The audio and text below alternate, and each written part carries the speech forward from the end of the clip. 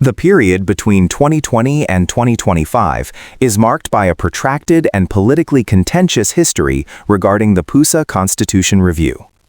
Following a minor improvement, not a full review, of the existing PUSA Constitution in 2020, no further amendments were recorded in the year 2021. In 2022, adhering to the 3 to 4 year cycle for constitutional review, the administration under President Allan Ochieng Odingo established a dedicated Constitution Review Committee. However, the committee's work was never officially concluded or reported to the student body, and subsequent reports alleged the misuse of PUSA subscription funds by its members. The initiative was revived in 2023 during President Nashon Okoth's tenure. Secretary General Mugambi Kibwi established a committee that drafted a comprehensive review, aiming to redefine PUSA's powers and institutional freedom. This draft was ultimately rejected by the comrades in a referendum held during the PUSA annual general meeting. Analysts point to the political rejection being driven by concerns that the document disproportionately favored the PUSA executive, which was perceived as furthering Kibwi's personal political ambitions. In 2024, the subsequent administration, led by President Vincent Obondo, attempted to push for the implementation of the previously reviewed document.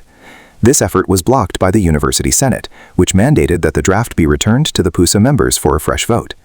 Faced with this renewed political challenge, the administration chose to table the document indefinitely. Today, in 2025, a new revision of the PUSA Constitution process has been officially launched. The current PUSA President Muteti Andrew has publicly committed to prioritizing expertise over political affiliation. He stated that the new Constitution Review Committee would strictly comprise individuals with comprehensive knowledge of the PUSA Constitution, thereby ensuring competence over political favor. The administration has since urged all students to participate actively in the ongoing public consultation phase, emphasizing the necessity of broad input for establishing a robust and enduring PUSA governing structure. Brought for the constitution amendment is that the constitution that we have, it has some procedural gaps. For example, in times of election, whereby it doesn't explain well or give into details what happens when a candidate is disqualified from a coalition or from a delegate position or from an executive position.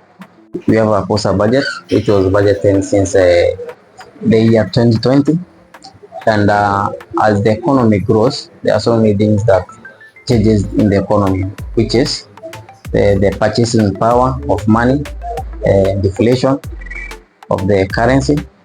So we are looking for such that we earn, or we find a way that we can earn the PUSA budget, whereby we can increase it to a point that it can accommodate and help the needs of so many students, or reach so many students as it is purposed to. That is, in order to increase the number of events in a year, so that we can hire the students, to increase the PUSA budget in order to cater for the events, and they have so many events as planned. Then the other thing is about the delegates.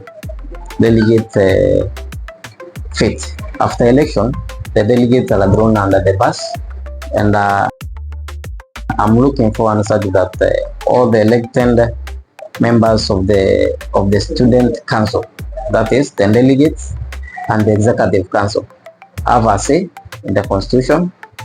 Last week, I called for application of the Constitution Review Committee, and the deadline has come to an end, that is this Friday, and I'm looking forward that we'll have an interview with them, each and everyone, in order to see who qualifies the best, or who is the best, in order who can learn or who can push this agenda forward for the sake of the students and the whole school at large. So I'll call an interview, then after that we'll use the results of who will have qualified to run the Constitution Amendment Committee. Then after that, we'll have a consultative forum, whereby we'll have an event. We'll call all the students in the event, whereby they will give their inputs, and with the student that this process will be student centered, and everything that comes up this is our time. Let us take this opportunity because we will have a better tomorrow only if we take it seriously. Or even in our constitution, we will have rights which governs them. It will be far much better because has left so very many things out. Some have been said. And also concerning my part, I want to say this is of delegate system. We have the delegates, their function is just to vote, and after voting they disappear. We don't hear their voices again. So that is another part that we need to put a review to that constitution. And also Dean and the chief officer are included as the ex officio in the executive, and their roles are not well stated in the current constitution that we have. All I want to urge from our students is that public participation will be taken into consideration. Things that you feel to be included in the constitution, you can just appeal and recommend what to be done. You want events to be more well and good organized. So nowadays we have the TVET as conclusion of the Pwani University, and yet they feel left out because.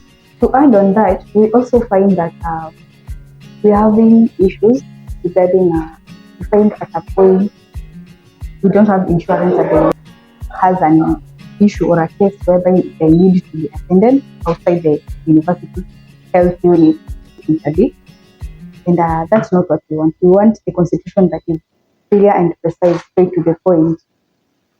Finally, we find that at a point you might find yourself in a situation whereby you're being bullied by your fellow students or even a lecturer, or we could incorporate such a clause to protect the students from such cases, bullying and GBV. Thank you.